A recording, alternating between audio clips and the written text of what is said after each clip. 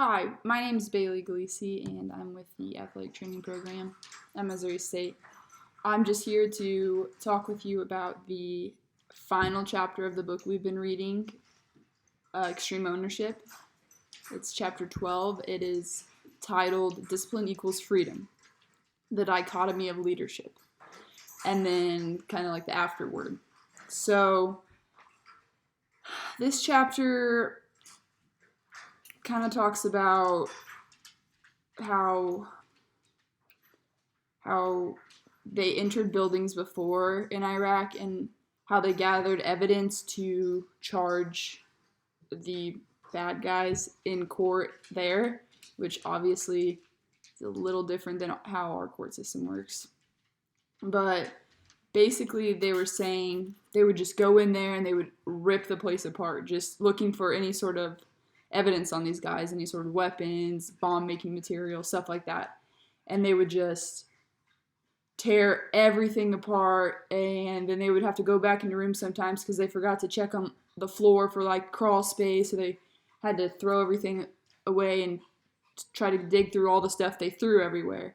And sometimes they missed rooms, and so they didn't quite effectively gather evidence for the courts to use, and so they were told that. And so they're like, we need to come up with a way to systematically search these houses and search these people and gather the evidence and label it correctly. And at first all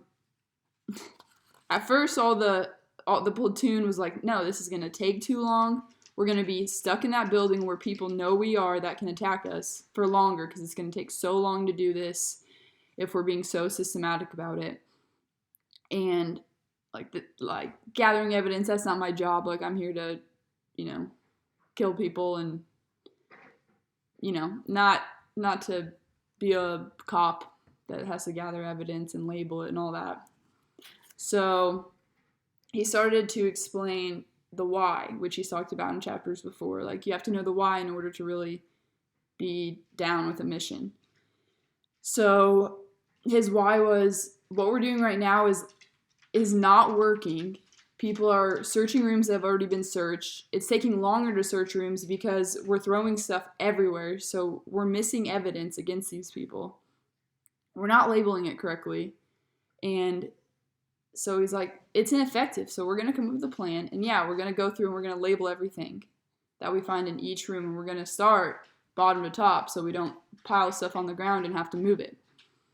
And people are like, okay, fine, we'll try it. So they worked on it, they practiced it, they got it down to eventually 20 minutes, which was faster than what they had been doing just ransacking the place. So they tried that out a few times, and it started working. They started hanging the evidence they found on the guys actually on the person and labeling by room everything they had. So he was talking about the dichotomy of leadership, and discipline is one of the biggest things that he was talking about there.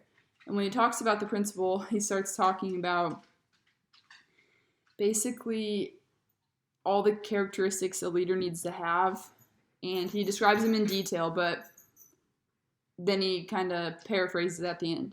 He says, a good leader must be confident but not cocky, courageous but not foolhardy, competitive but a gracious loser, attentive to details but not obsessed by them, strong but have endurance, a leader and a follower, humble but not passive, aggressive but not overbearing, quiet but not silent, calm but not robotic, logically but not devoid of emotions, close with the troops, but not so close that one person becomes more important than another, and be able to execute extreme ownership while exercising decentralized command. There's not a single one of those that I don't disagree with, and I think that I have, or I'm learning to have, a lot of those qualities. I've always been told I'm, as he talks about in here, a natural born leader, but even a natural born leader isn't necessarily a good leader, which he also talks about, and I completely agree with. So I think there's a lot of these that I can work on, especially my attentive to detail but not obsessed with them, because sometimes I do become overwhelmed by getting the details perfect when maybe that doesn't actually matter. And he finishes with saying, a good leader has nothing to prove but everything to prove. And I love that.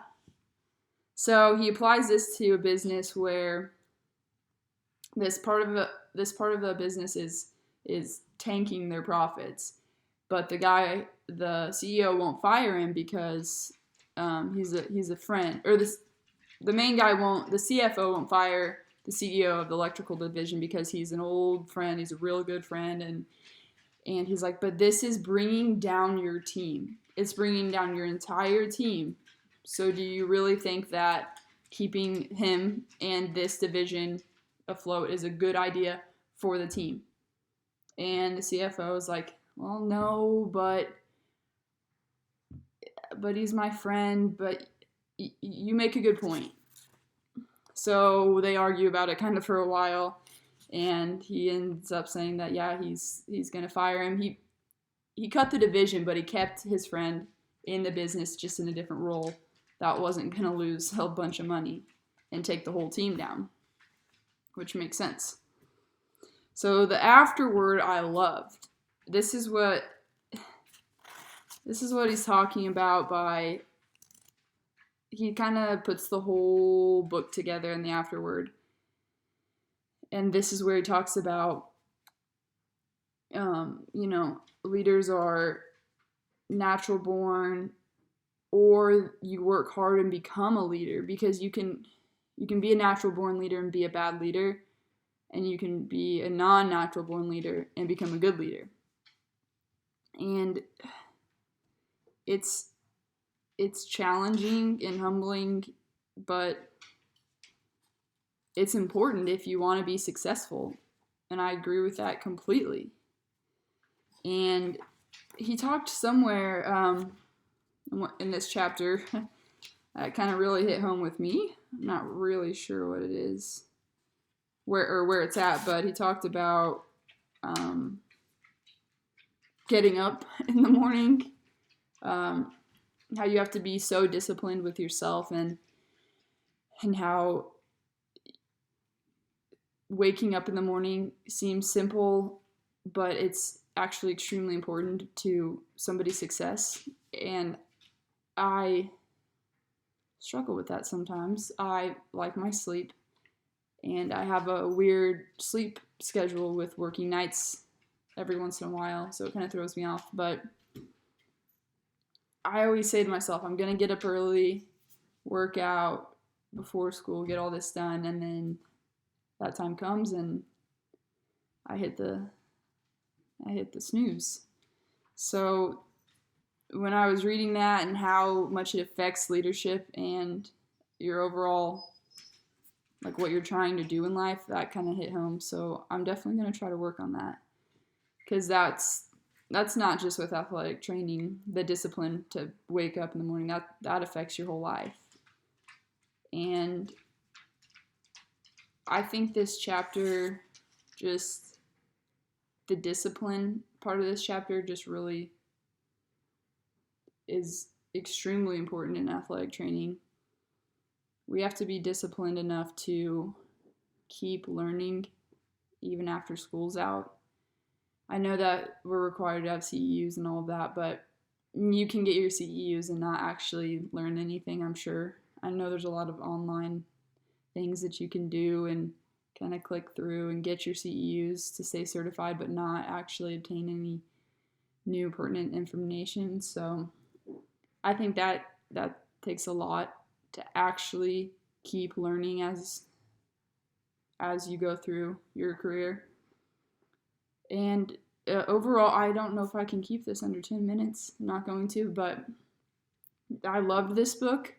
I've already recommended it to my fiance, and he's a coach. He coaches football, and I've quoted some of the book, and I think I'm making him mad, but he's came home with about coaching football with kind of excuses like we're young, we're this, and I'm like, hey, extreme ownership. And I would quote something from him, and he's like, yeah, that makes sense, but and I'm like, no, with extreme ownership, there's no yeah, but there's no excuses, and that's what I like about this book.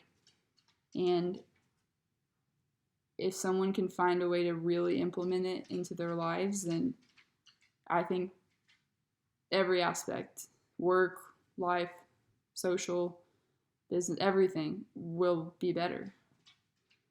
So I really enjoyed this book, and I definitely recommend it to people. It was about war, but it really wasn't. Like, it was about how to implement all this stuff into everyday life and business and athletic training, and I really enjoyed reading it. Thank you.